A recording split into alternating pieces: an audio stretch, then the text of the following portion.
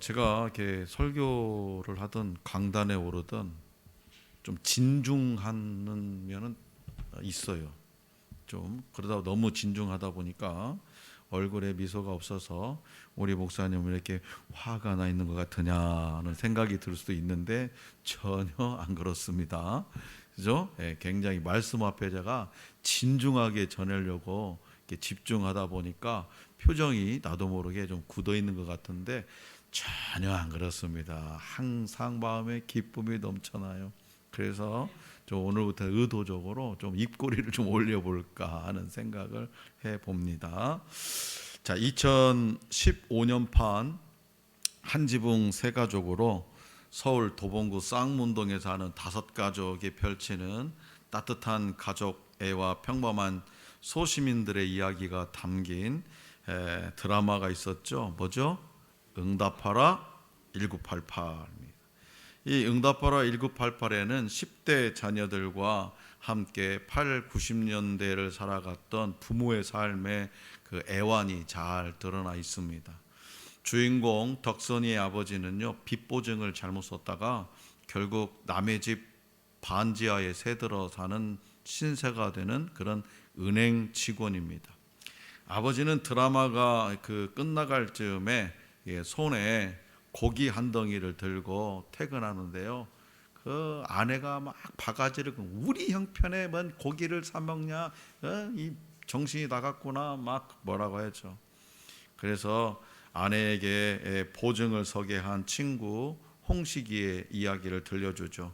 이 고기 홍식이가 사준 고기네. 홍식이가 은행에 빚 다 갚았다고 하대. 당신 얼굴 보고 이야기할 수가 없어서 엄두가 안 난다고 그러대. 죽을 죄를 지었다고. 그동안 고생했네. 당시만 해도요, 주변에서 흔히 들을 수 있었던 빚보증 때문에 그 어려움을 겪던 이웃들의 이야기입니다. 보증인이란 주 채무자가 채권자에게 재물을 빌리고 갚겠다는 약속을 기한 나에 이행하지 못할 때에 대신 채무를 갚아주기로 약속한 인적 담보자입니다. 누군가를 대신해서 보증을 서줄 수 있는 사람은요, 그 사람과 자신을 운명 공동체로 여기는 사람이에요. 여러분 주변에 나를 위해서 보증 서준 사람 있으면요, 그 사람 존경해 줘야 됩니다. 그 사람이 나에 대해서 어떻게 생각한다고? 운명 공동체. 너 죽을 때 나도 죽고 너 살 때 나 산다. 그런 마음으로 서주는 거예요. 또 남이 한 약속에 대해서 내가 책임지겠다는 것은요, 그 사람에 대한 철저한 신뢰가 없이는요 불가능한 일입니다. 자, 그렇다면 저와 여러분들이 정말 이 세상을 살면서 신뢰할 만한 인생의 담보자는 누구일까요? 딱 떠오르는 사람 있습니까? 오늘 우리에게 주신 본문 말씀이 기록된 히브리서의 헬라어 성경 제목은 프로스 에브라이우스로 히브리인들에게입니다. 히브리인들에게. 당시 유대인 그리스도인들 사이에 유대교 전통은 여전히 강력한 영향력을 미치고 있었고요. 거듭된 핍박과 지연된 예수님의 재림은 일부 교인들로 하여금 다시 믿음의 초보로 돌아가서 율법주의적 전통을 따르려는 그런 유혹에 빠지게 했습니다. 그래서 히브리서 기자는 예수 그리스도를 유대인의 관점에서 해석하고 소개하면서 율법의 전통을 따르는 제사장 제도보다 예수 그리스도로 말미암는 새로운 제사장 제도가 어떻게 더 우월한지 전하고 있죠. 제사장들은요, 율법을 충실히 지키는 일에 온 힘을 쏟고도 인간의 죄 문제를 온전히 해결할 수 없었지만 예수님은 율법의 한계를 넘어설 뿐만 아니라 율법의 완성자가 되셨습니다. 그래서요, 히브리서 곳곳에 하나님께 나아가다, 가까이 가다, 하나님께 이르다라는 단어가 나오는 것은 거룩함의 정도에 따라서 하나님과의 거리와 관계의 깊이가 결정된다고 이해했던 유대인들을 설득하기 위해서입니다. 히브리서 기자는 구약의 제사장 직분과 제사 제도가 그러한 관계를 불완전하게 제공하지만 예수 그리스도는 그의 영원한 제사장직을 통해서 하나님과 관계를 맺는 이들을 온전하게 구원할 수 있음을 강력하게 선포하고 있습니다. 자, 그렇다면 구약 시대에 제사장들의 숫자가 많았잖아요. 한두 명이 아니었잖아요. 제사장의 그 수요가 많았던 이유가 뭘까? 그리고 항상 살아계셔서 우리를 위해 간구하시는 제사장은 누구일까요? 자, 본문 말씀 23절에서 25절을 다 같이 받들어 읽겠습니다. 시작. 제사장 된 그들의 수요가 많은 것은 죽음으로 말미암아 항상 잊지 못함이로되 예수는 영원히 계심으로 그 제사장 직분도 갈리지 아니하니라. 그러므로 자기를 힘입어 하나님께 나아가는 자들을 온전히 구원하실 수 있으니 이는 그가 항상 살아계셔서 그들을 위하여 간구하심이라. 아멘. 하나님은 거룩하게 구별된 레위 지파 제사장들을 세워서 이스라엘 백성들의 연약함을 중보하는 사역을 감당하게 하셨습니다. 특히 레위 지파 중에서 아론의 자손 중에서 성별된 자만이 대제사장으로 세워질 수 있었습니다. 이와 대조적으로 아비도 어미도 족보도 시작도 끝도 알 수 없었던 이방나라 살레망 멜기세덱은요, 이스라엘의 위대한 조상 아브라함을 축복하고 11조를 받음으로 아브라함보다 더 우월한 존재임을 증명했죠. 예수님은 비록 레위 지파가 아니었지만 아론의 후손들이 등장하기 이전부터 존재했던 멜기세덱의 반차, 즉 멜기세덱의 계보를 이은 분이기에 더욱 높임을 받을 만한 분입니다. 레위 지파의 대제사장과 제사장들의 수요가 많다는 것은 본문 말씀 23절에 기록된 대로 그들이 죽을 수밖에 없는 유한한 존재다. 살아있을 때나 제사장직을 감당할 뿐 죽으면 끝나더라는 거예요. 그들이 행하는 제의, 즉 제사를 지내는 의식은 불완전함을 보여준다는 거죠. 실제로 레위 지파의 제사장들은요, 죽음을 피할 수 없기 때문에 많은 인원이 제사장으로 구별되어야 했고요. 왜 그러냐면 이 사람이 죽으면 또 이 사람을 이어서 또 제사를 지내야 되니까. 이 사람이 죽을 때 그 완전한 제사를 다 마치고 죽는 게 아니기 때문에. 그래서 이 많은 인원이 제사장으로 구별되어야 했고, 레위인들의 숫자가 줄었을 때는 어느 시기에는 또 숫자가 우리 지금 오늘날 이 출산율이 저조한 것처럼, 그죠? 출산율이 저조해서 어떤 군대 갈 인원이 적거나 뭐 대학 입학 학생들이 적어가지고 지금 벚꽃 피는 순서대로 대학들이 문을 닫잖아요. 그런 것처럼 레위인들이 줄을 수 있었겠잖아요. 그러면 성전 봉사를 시작하는 나이를 낮춰가지고 적절한 수의 레위인들을 확보하고자 애썼더라는 거예요. 한편 예수님은요, 온 인류의 죄를 위해 대속적인 죽음을 죽으셨지만 죽음의 권세를 어떻게 했죠? 이기셨죠. 그리고 부활하셨죠. 그 전에 제사장들은 어떻게 했어요? 그 죽음의 권세를 이기지 못했죠. 오늘 저와 여러분처럼 똑같이 죽어서 한 줌의 흙이 되어버리고 말았습니다. 그런데 예수님은 온 인류의 죄를 대속해서 죽으셨지만 그 죽음의 권세를 이기시고 부활하셔서 영원히 사시는 분이기에 다른 이에게 그 직분을 양도하거나 포기하지 않으셨습니다. 내 대신 제사장 직분을 감당해다오. 나는 이제 죽으면 끝이다. 그럴 필요가 없었다는 거죠. 그래서 누구든지 그분께 나아가면 온전한 중재자 되시는 그의 대속적인 죽음의 공로를 힘입어서 죄 씻음을 받을 수 있습니다. 다시 말해서 예수님이 이루신 구원은 영원하고 완전하고 최종적인 것이다. 그런 얘기입니다. 카톨릭에서는요, 성도가 죄를 지을 때 신부님에게 찾아가서 자기 죄를 고백하고 그 고백하면 보속으로 받은 기도문을 올려드림으로써 죄를 용서받는 고해성사를 합니다. 내가 죄를 다 고백하면 그 죄에 대해서 이런 결과물이 나왔다라는 거죠. 그걸 기도문을 올려드리면 그 하나님께 죄를 용서해 준다. 이게 고해성사예요. 그러니까 고해성사는 어떤 의미에서는요, 제사장들을 통해야만 죄사함을 받을 수 있었던 구약의 제사를 연상하게 합니다. 제사장직을 한동안 감당하는 것과는 달리 예수님의 제사장직은 영원하고 완전하며 최종적인 겁니다. 우리는 예수님 이후에 우리는 예수 믿는 사람들은 그냥 다이렉트로 하나님 앞에 내 죄를 고백하면 되는 거예요. 그렇기 때문에 본문 말씀 24절에 기록된 대로 예수님은 영원히 계시기 때문에 예수님의 제사장 직분도 갈리지 않고 영원합니다. 인간 제사장은 그 생명도 직분도 영원하지 않기 때문에 결국은 구원을 줄 수가 없습니다.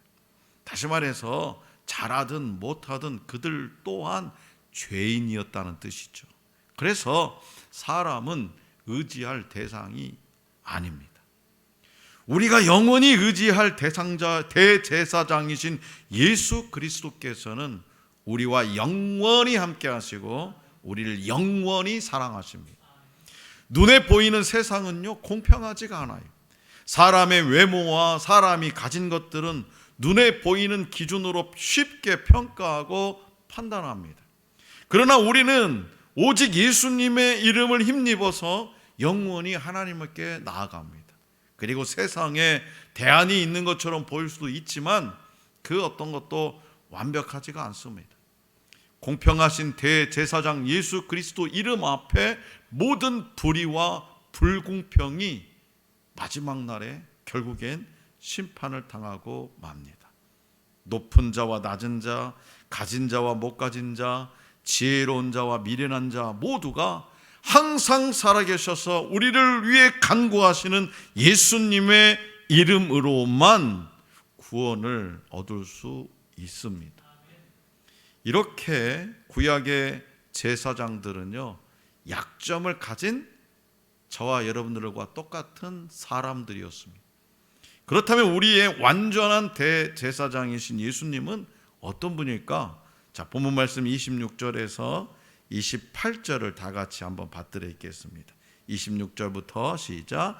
이러한 대제사장은 우리에게 합당하니 거룩하고 악이 없고 더러움이 없고 죄인에게서 떠나 계시고 하늘보다 높이 계신 분이라.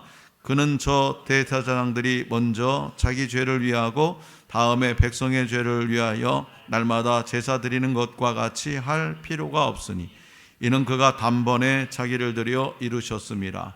율법은 약점을 가진 사람들을 제사장으로 세웠거니와 율법 후에 하신 맹세의 말씀은 영원히 온전하게 되신 아들을 세우셨느니라. 아멘. 레위 지파의 대제사장들은요, 대속죄일 7월 10일인데요 나팔절이라기도 해요. 이 대속죄일에 다른 사람들의 죄를 위해서 속죄 제사를 드리기에 앞서서 항상 자기 죄를 위한 속죄제와 가족을 위한 속죄제를 먼저 드렸다라는 거예요. 그리고 나서 백성을 위한 속죄제, 그리고 자기의 번제와 백성의 번제를 드려서 속죄를 했습니다. 그 이유는 레위 지파의 대제사장도 역시 불완전한 인간으로 죄를 범할 수밖에 없는 존재였기 때문이죠. 대제사장은 에봇이나 흉패, 에봇 받침 겉옷을 입지 않고 오직 성결을 상징하는 새하얀 세마포만을 입고 하루에 총 4번에 걸쳐서 지성소에 들어갔습니다. 문제는 속죄 제사를 그렇게 엄숙하고 경건하게 거룩하게 지내도 백성들은요, 지성소에 뿌려진 피가 마르기도 전에 속히 죄짓기 위해서 달려가더라는 거예요. 제사를 드려도 어떻게? 지성소에 뿌려진 피가 마르기도 전에 또다시 죄를 짓더라는 거예요.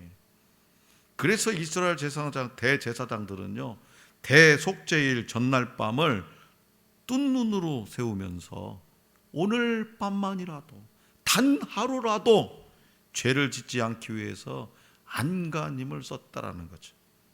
그러나 우리가 이 각별한 주의를 기울인다 해도 그 마음 상태가 오래가지 못한다는 것을 우리는 누구나 경험으로 잘 알고 있습니다. 이와는 대조적으로 예수 그리스도는요, 죄에서 떠나 계신 분이에요. 죄를 짓지 않으신 분이라는 거예요. 흠결이 없으신 분. 그렇기 때문에 단번에 제사를 드리심으로 과거와 현재와 미래의 모든 죄를 속했었습니다. 인간 제사장은 율법에 근거해서 제사장직을 물려받았으나 그리스도는 하나님이 하신 맹세의 말씀에 근거해서 제사장이 되셨습니다.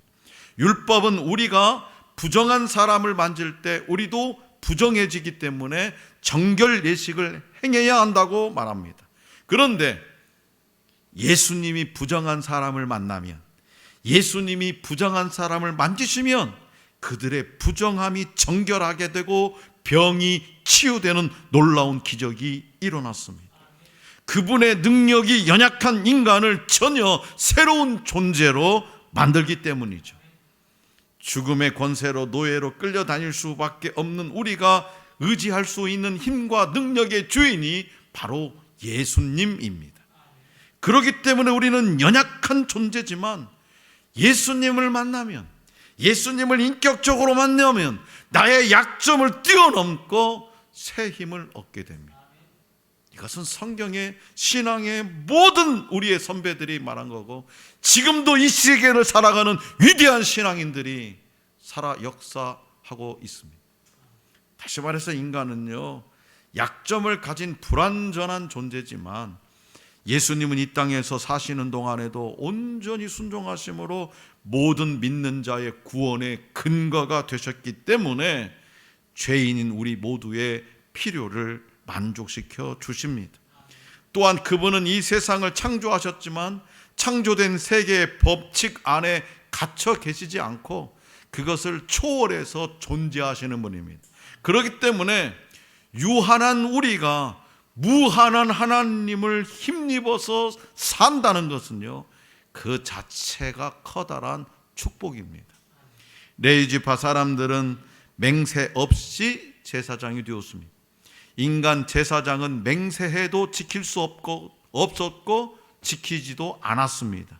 결국 스스로 율법 위에 자리 잡고서 영원한 대제사장이신 예수님을 심판하기까지 이르렀습니다.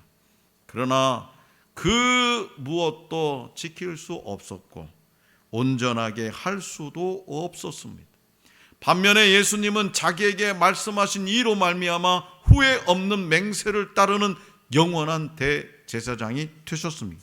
그리고 온 세상을 구원하시는 새 언약, 더 좋은 언약의 보증이 되셨습니다. 이제 예수님을 믿는 사람들은요, 더 좋은 무언가를 찾기 위해 불안해야 할 필요가 없습니다.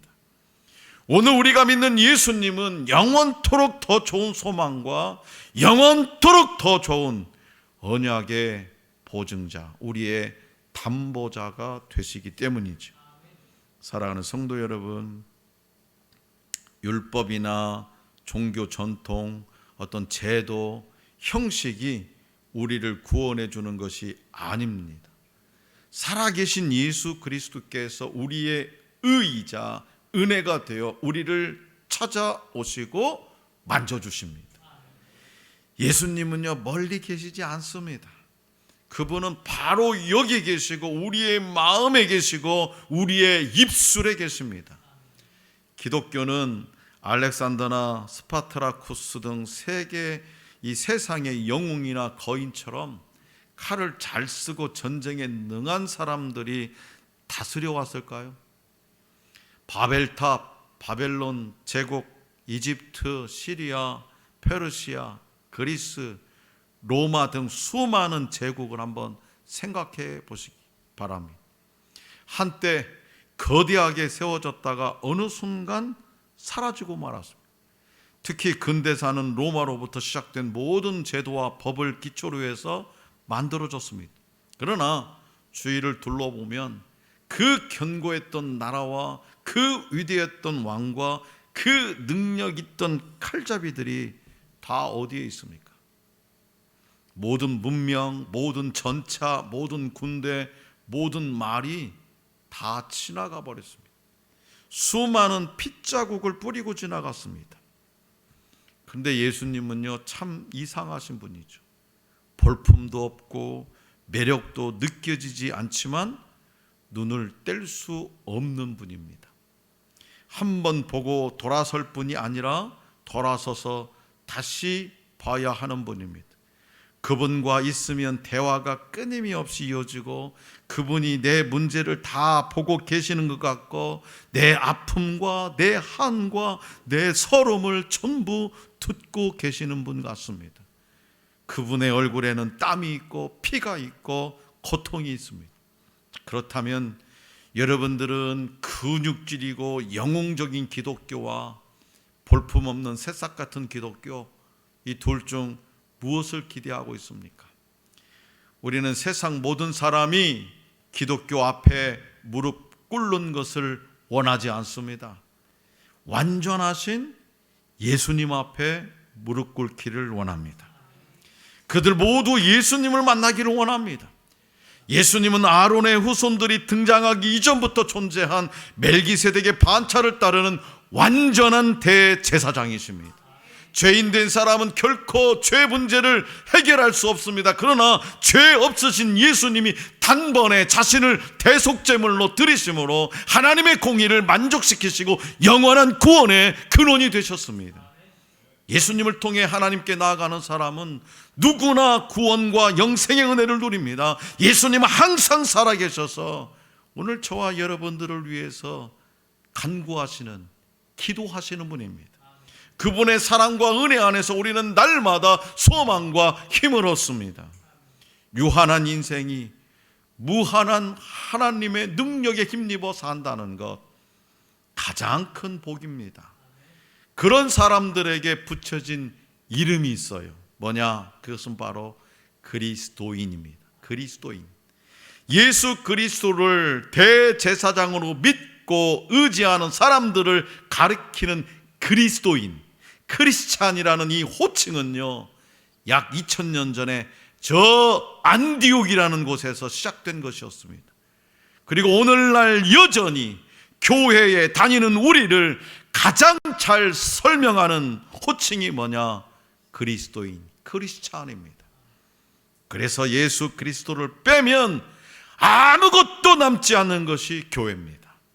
그렇다면 지금 우리 하늘 소망교회는 철저하게 예수 그리스도를 중심으로 서 있습니까? 어쩌면 다른 흠있고 유한한 것이 교회의 중심부에 놓여 있지는 않습니까?